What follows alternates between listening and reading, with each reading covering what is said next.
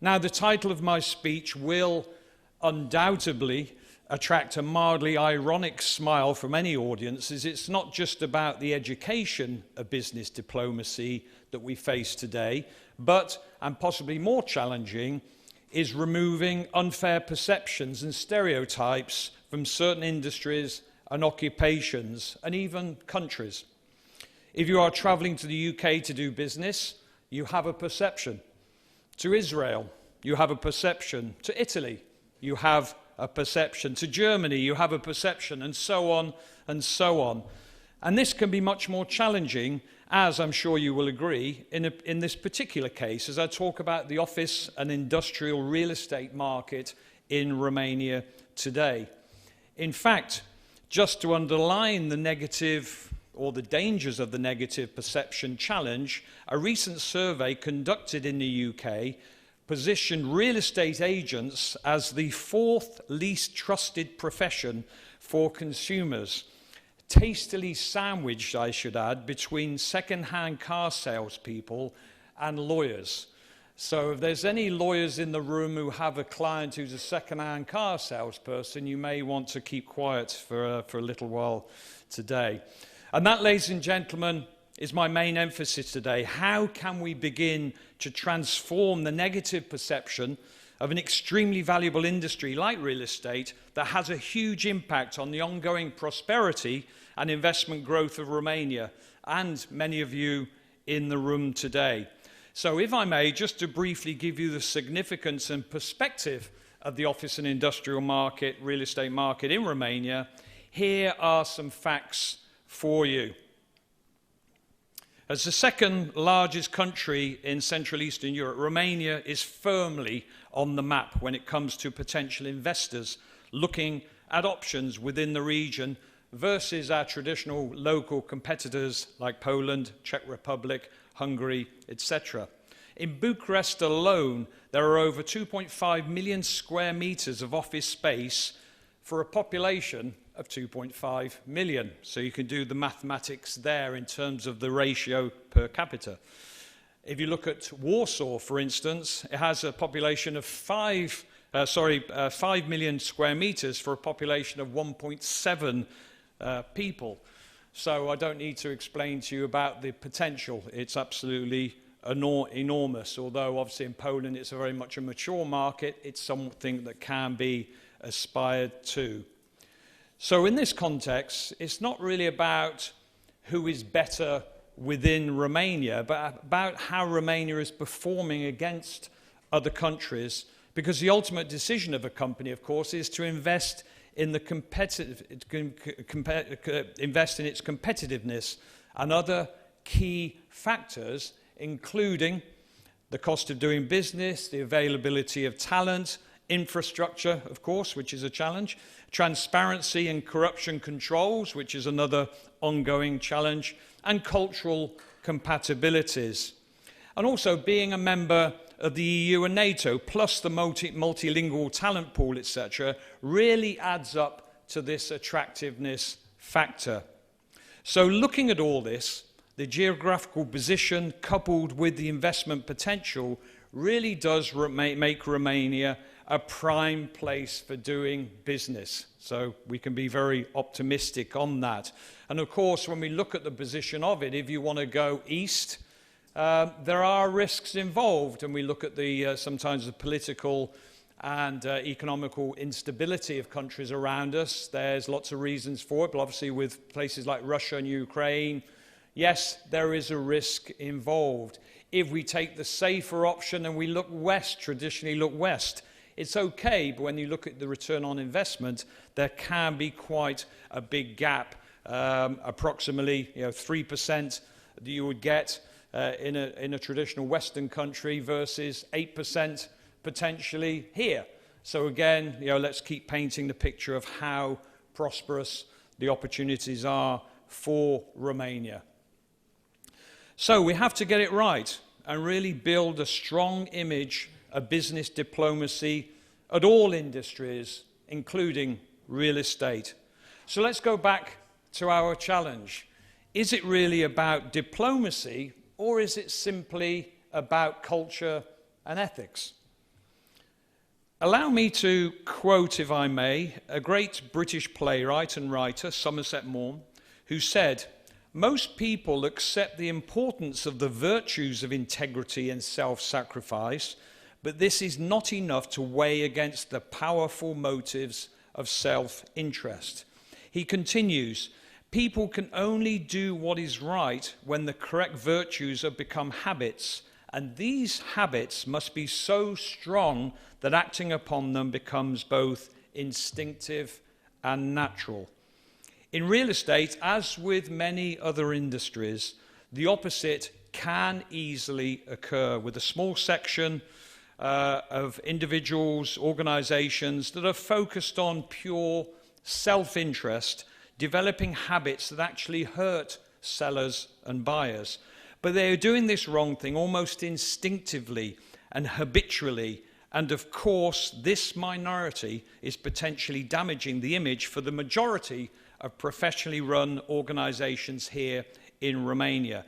But I add, organizations who really still need to continually raise the bar in their ongoing daily standards of diplomatic professionalism. So the big question is, why this is and what we can do about it. Well, having an event like this is certainly a good start, and I do hope the habit continues for many months and many years to come. Another challenge for the real estate industry is cultural diplomacy, but I'd like to look at it more as cultural sensitivity than diplomacy. Romania's population is ever-changing, and so is the ratio of domestic and foreign ownership in this country. If you are a real estate agent, broker, or just an aspiring young professional in the industry, it is important to learn how to cater for diverse clientele. As Romania becomes more diverse, it is essential that real estate industry professionals consider cultural sensitivity in their interactions with buyers, sellers, and fellow employees. Understanding the intersection of culture with various elements of real estate will help them do just that.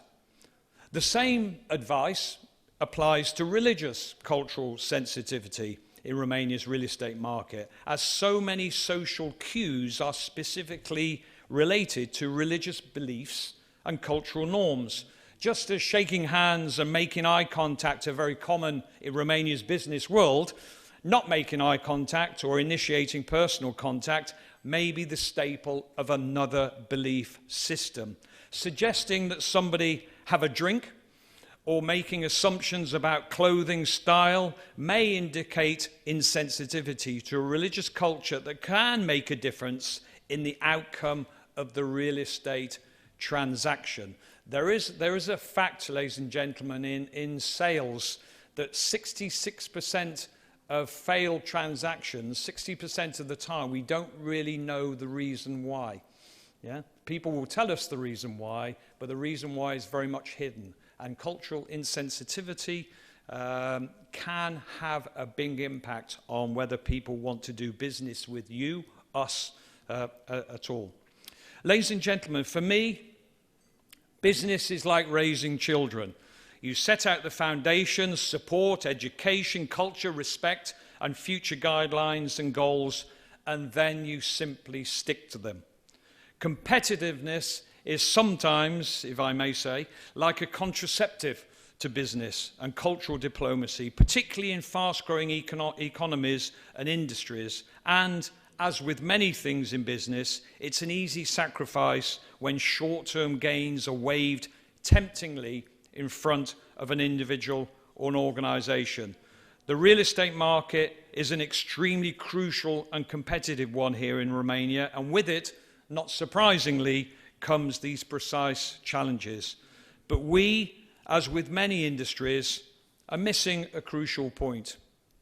We are not all in existence to be in some kind of daily and sometimes very bloody battle with our competitors, but to collectively be part of the ongoing development of Romania for its domestic growth and international investment.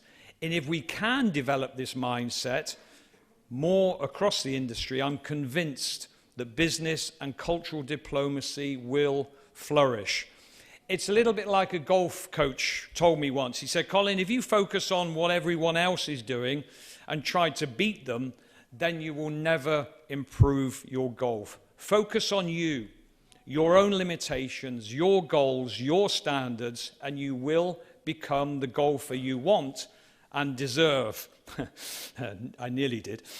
Want to be. And also be admired, more importantly, by your fellow golfers back in the clubhouse. In my opinion, measurable business leadership is the key to achieving an enviable status as a reputable organization, and the power of influence on our leaders here in Romania is frightening, and it needs to be understood. We all witness it regularly in restaurants. When we have bad service and attitude, we usually find a manager with a similar attitude and poor leadership. When we have a great experience, the opposite applies, and the enjoyable correlation with the strong leadership is the same. Yet it is common for many competing restaurants to be gathered together in one area to provide easy access and choice for their clients. And we've seen the same logic in many cities, including Bucharest, with areas specifically concentrated for consumers looking for electronics, antique stores, fruit and vegetables, clothing, and even funeral providers. What an enjoyable road that is. The real estate market in Romania needs to take the same approach of amicably and professionally working alongside each other in serving the needs of domestic and international investors.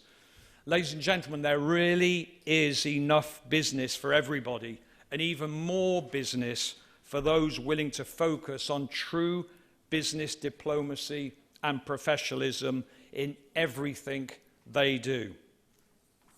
My final words. For most of us, at one time or another, we've been given business advice from someone allegedly wiser than us. And one of the core messages always seems to be, you have to take risks to be more successful in business. And we've just been talking about risk management or dealing with risk. Well, as someone who's been fortunate enough to advise many organizations and individuals around the world, my word is a different one. And my word is courage. Setting your business model around diplomacy and ethics takes courage. Saying no to a very juicy yet unethical contract takes courage. Taking extra time to employ people of high standards rather than just high skills takes courage.